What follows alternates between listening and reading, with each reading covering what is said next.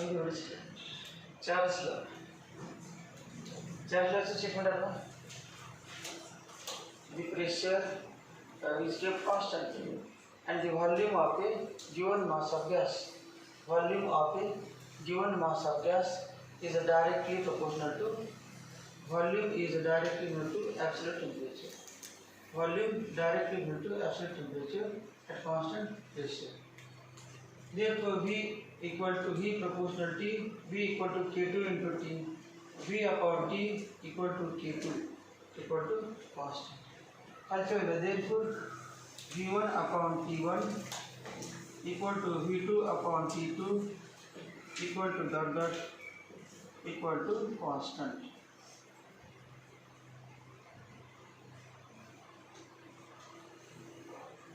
V1 upon T1 equal to V2 upon T2 equal to V3 upon T3 equal to dot equal to constant.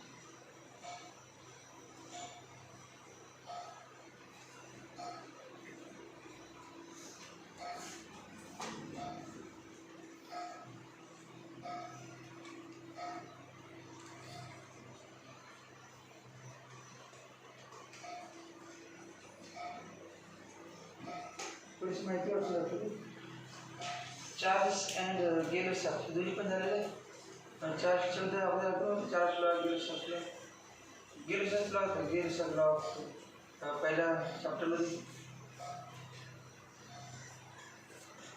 Charge end gear shaft worked independently on the influence of temperature on volume of gas. टेम्परेचरचा गॅसच्या व्हॉल्यूमवरती काय परिणाम होतो दोघांनी independent अभ्यास केला. समजा एक भारतातला असेल दुसरा देशातला असेल दोघांनी एकत्र बसून अभ्यास नाही केला शोधावर दोघांनी वेगवेगळ्या ठिकाणी इंडिपेंडेंटली काय केलं स्टडी केला व्हॉल्यूम आणि टेम्परेचरचं. Their experiments showed that for a given mass of gas, you have to read this statement, for a given mass of gas at constant pressure for a given mass of gas, volume is directly related to temperature. At constant pressure for a given mass of gas, its volume increases with increasing temperature. हे वाक्य सांगतात त्यांनी proportional अंतर म्हटलं त्याला शोधायला तेव्हा काय सांगितलं एखाद्या गॅसचा टेम्परेचर वाढतं तेव्हा त्याचा व्हॉल्यूम वाढतं प्रेशर कॉन्स्टंट ठेवल्यानंतर. प्रेशर कॉन्स्टंट ठेवायचं गॅसचं आणि टेम्परेचर वाढत जायचं असं आढळून आलं की त्यांचा व्हॉल्यूम पण वाढतो. मग आता डिग्री सेल्सिअसमध्ये ग्राफ काढायचा आणि ग्राफ डिग्री सेल्सिअसमध्ये काढ सायंटिफिक ग्राफ काढायला डिग्री सेल्सिअसमध्ये कोणाकोणाचा व्हॉल्यूम आणि टेम्परेचर तो ग्राफ कसा आहे तेव्हा डिग्री सेल्सिअसमध्ये.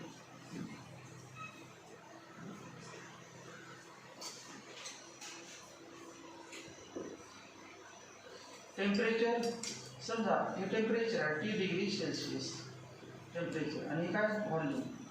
टेम्परेचर काय कर द्यायचं टेम्परेचर कमी कर द्यायचं टेम्परेचर कमी कर द्यायचं. जसं गॅसचं टेम्परेचर कमी तसं काय सांगलं एका सिलेंडरमध्ये गॅस आहे आणि टेम्परेचर पण कमी करावं म्हणजे गॅस मार्केट जवळ येणार. टेम्परेचर वाढले की अंतर वाढते टेम्परेचर वाढले की गॅस मालिकेला अंतर वाढते. टेम्परेचर कमी केलं की गॅस मालिकेमध्ये डिस्टन्स कमी होते आणि जवळ जातात ते गॅस लिक्विड होतं पुन्हा लिक्विड सॉलिड होते म्हणजे अंतर कमी होत चालेल. व्हॉल्यूम काय झालं कमी जसं टेम्परेचर कमी कसं काय गॅस मालिकेला जवळ जायला लागले आणि व्हॉल्यूम कमी वाढायला. टेम्परेचर कमी करत गेलं ग्राफ असा ॲज टेम्परेचर डिक्रीजेस हे बघा ॲज टेम्परेचर या टेम्परेचरला हा व्हॉल्यूम या टेम्परेचरला हा व्हॉल्यूम या टेम्परेचरला हा व्हॉल्यूम आणि असं करत या टेम्परेचरला हा व्हॉल्यूम आणि टेम्परेचर 0 डिग्री सेल्सिअस केलं टेम्परेचर किती केलं 0 डिग्री सेल्सिअस. मग 0 डिग्री सेल्सिअस टेम्परेचर केलं परंतु व्हॉल्यूम काय 0 झाला नाही व्हॉल्यूम काहीतरी सिलेक्ट झाला 0 नाही झाला व्हॉल्यूम 0 म्हणजे काय गॅस इज सीज्ड म्हणजे काय गॅस शिजला नाही गॅस सिजलेस म्हणजे काय त्याची मोशन हालचाल बंद झाली, म्हणजे ते मृत झाले, त्याची मोशन थांबली. इतके टेम्परेचर कमी केले की या टेम्परेचरला नाही, अजून टेम्परेचर, या टेम्परेचर अजून व्हॉल्यूम आहे, आणि व्हॉल्यूम आहे म्हणजे फिरायला फिरणार, मुख्य जागेमध्ये फिरायला फिरणार, परंतु एक वेळ असे की ती फिरायची बंद होतात. मग काय करून म्हटलं सायंटिस्टने, टेम्परेचर मायनसमध्ये केलं. टेम्परेचर मायनस जे 0 डिग्री सेल्सिअस आहे, टेम्परेचर किती केलं, मायनस 100 डिग्री सेल्सिअस केलं. तरी पण अजून फिरायला लागले. Volume temperature minus 200 degree Celsius केलं, तरी पण अजून ते व्हॉल्यूम आहेच, काहीतरी फिरायला लागले. टेम्परेचर कमी कमी, आणि एक वेळ असा आली की कुठल्या तरी एका टेम्परेचरला ते -273.15 डिग्री सेल्सिअस या टेम्परेचरला व्हॉल्यूम ॲप्रॉक्सिमेटली 0 झाला, म्हणजेच त्यांची मोशन थांबली. त्याचा व्हॉल्यूम 0 म्हणजे काय, मोशन थांबली. व्हॉल्यूम 0 नसतं, परंतु त्याचा अर्थ काय दिले, आपण म्हणतो gas molecules are in state of random motion. मग आता मोशन 0 झाले, मोशन सीज झाले, मोशन बंद झाले, म्हणजे व्हॉल्यूम 0 असं समजायचं. आणि ते टेम्परेचर म्हणजे किती, -273. या टेम्परेचरपर्यंत आपण टेम्परेचर चेंज थोडक्यात काय, कमीत कमी गॅसचं टेम्परेचर किती करू शकते, -273.15 डिग्री सेल्सिअस. इथेपर्यंत टेम्परेचर कमी करायचं, व्हॉल्यूम चेंज होते, ऑब्झर्व केलं. याच्या काही नाही, आता गॅस सीज झाला, करायचं बंद झालं, मग टेम्परेचर कमी करून का, व्हॉल्यूम संपलं, व्हॉल्यूम 0 झाला आहे. ते बघा व्हॉल्यूम 0 झालं, व्हॉल्यूम 0. मग या टेम्परेचरचं नाव काय, 0 केल्विन. मग याला खरा 0, याचं नाव खरा 0. खरा 0 म्हणजे टेम्परेचरचं खरा 0, किंवा टेम्परेचर कमी झालं, व्हॉल्यूम किंवा झालं, आणि टेम्परेचर आपण 0 केलं तर व्हॉल्यूम 0 झालं नाही, म्हणजे याला खरा 0 म्हणायचं. 0 degree Celsius is not absolute 0. 0 degree Celsius is not a real 0, but the temperature at which volume of the gas becomes 0 is called as absolute 0 of temperature. The temperature below which it is not possible to cool any substance. असं temperature की त्या temperature खाली जगातील कुठल्याही substance temperature आपण करू शकत नाही, मग त्या टेम्परेचर काय म्हणायचं, 0 केल्विन. ते ग्राफ केल्विनमध्ये 0 पासून वर स्टार्ट आहे, 0 खाली टेम्परेचर नसते. 0 केल्विन -1 केल्विन अशा प्रकार नसते. 0 1 2 3 केल्विनमध्ये 0 पासून स्टार्ट. या वृत्तीने ग्राफ आहे.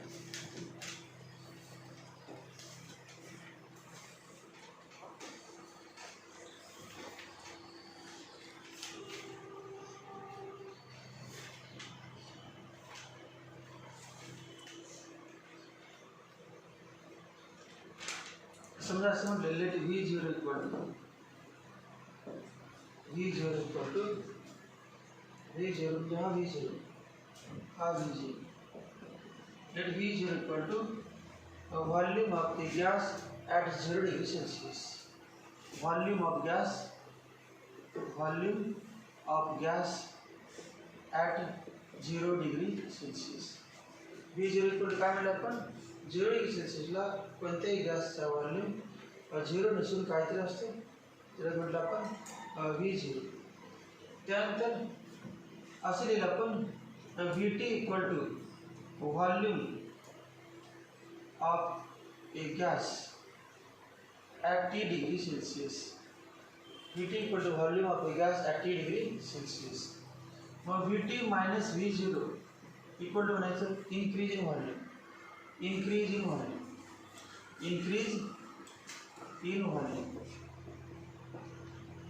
volume. Well, experiment it is found that this increase in volume Vt minus V0 is proportional to T. The increase volume वाढलेला व्हॉल्यूम टेम्परेचर जसं वाढेल तसा increase volume किती वाढला, 10 वाढला, 20 वाढला, 30 वाढला, 40 काय ते increase झालं, हे डायरेक्टली म्हणतो T. अजून this increase in volume is directly proportional to original volume. Increase volume, original volume किती आहे याच्यावर अवलंबून आहे increase किती होणार. मी समजा एखादा विद्यार्थी क्लासमध्ये यायच्या अगोदर त्याला मेमरी किती आहे याच्यावरती अवलंबून आहे, क्लासमध्ये आल्यानंतर त्याचे मार्क्स किती वाढणार.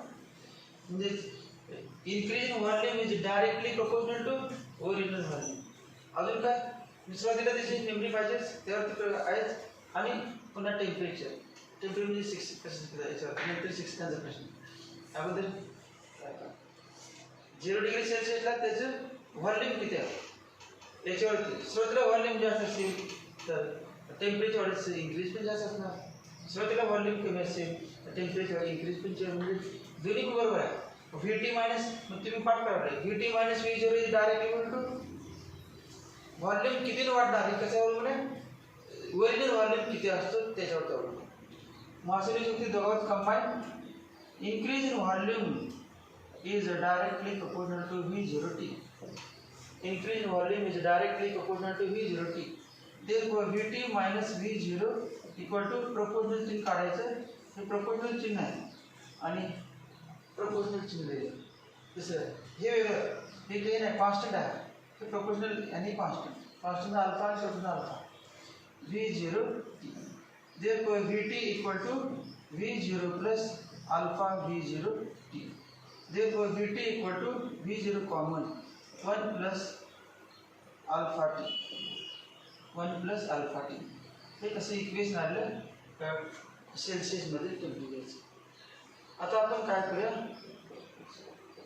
टेम्परेचर 0 करूया टेम्परेचर T म्हणजे 0 करूया तेव्हाच काय ते टेम्परेचर एक वाढवून घेऊया एक आपण नाही करायचं ते आपण करणार परंतु ते दोन सायंटिस्टने केलेलं आहे तर ते आपण टेम्परेचर हळू वाढवून बघूया असं फॉर्म्युला अगोदर त्यांनी सांगितलेलं आहे फॉर्म्युला नंतर तयार केला अगोदर त्यांनी एक्सप्लेन करून किमती आल्या त्यावर असा फॉर्म्युला आहे आपण अगोदर फॉर्म्युला तयार केला आणि मग किमती घालून बाहेर याच्यामध्ये मग बघा टेम्परेचर किती घेऊया सुरुवातीला 0 डिग्री सेल्सिअस मग तेव्हा सांगा व्हॉल्यूम काय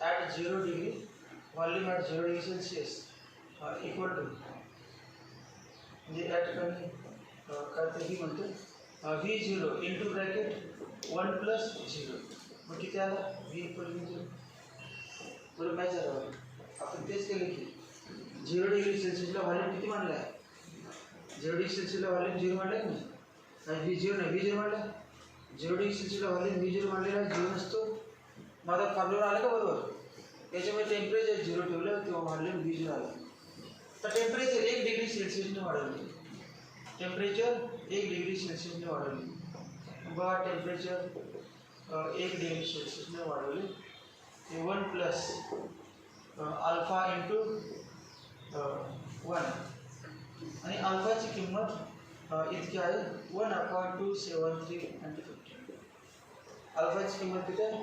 1/273.15 therefore V equal to V0 into bracket 1 plus आत गुणल्यात काय ना V0 plus V0 alpha T मग ओरिजिनल व्हॉल्यूम किती होता V0 आता टेम्परेचर किती वाढवलं टेम्परेचर 0 होतं तेव्हा व्हॉल्यूम किती V0 हे लक्षात टेम्परेचर 0 तेव्हा व्हॉल्यूम V0 फिक्स आता टेम्परेचर 1 डिग्री सेल्सिअसने वाढवायचं आणि एक्सप्लेन केला सायंटिस्टने मग टेम्परेचर 1 डिग्री सेल्सिअस वाढेल तर काय आलं V0 plus V0 into V0 आहेच V0 इंटू 1/273.15 इंटू 1 टेम्परेचर मग V0 प्लस किती आलं 1/273.15 V0 यांनी काय सांगितलं 1 डिग्री सेल्सिअस टेम्परेचर वाढलं तर व्हॉल्यूम ओरिजिनल व्हॉल्यूमच्या 1/273.15 टाइम्स वाढतं मी सांगितले सायंटिस्टने काय सांगितलं if V0 is original volume of gas at 0 degree Celsius and if temperature is increased by 1 degree Celsius then volume increases by 1/273.15 times V0 मग आता 2 डिग्रीच करूया 2 डिग्रीचं हे काय म्हणजे आपण V0 आणि V1 झालं V1 इक्वल V0 आता V2 सांगा मग टेम्परेचर 2 डिग्री सेल्सिअस करायचं 0 डिग्री सेल्सिअसला 0 1 डिग्री सेल्सिअसला हे आलं 2 degree Celsius V0 plus T ची काय किती 2 V0 प्लस V0 बाहेर आहेच किती 1/273 किती ओरिजिनलच्या 2/, ओरिजिनलच्या 3/, ओरिजिनलच्या 4/. मी असे करत करत करत मग आता आपण इकडून टाकतो. हा फॉर्म्युला कसा राहते याच्यावर बघा. हे फिजिक्समध्ये आपण अगोदर केमिस्ट्रीमध्ये दिलं तर उलट ही मिळून याच्यावर हे पण आणतात फॉर्म्युला.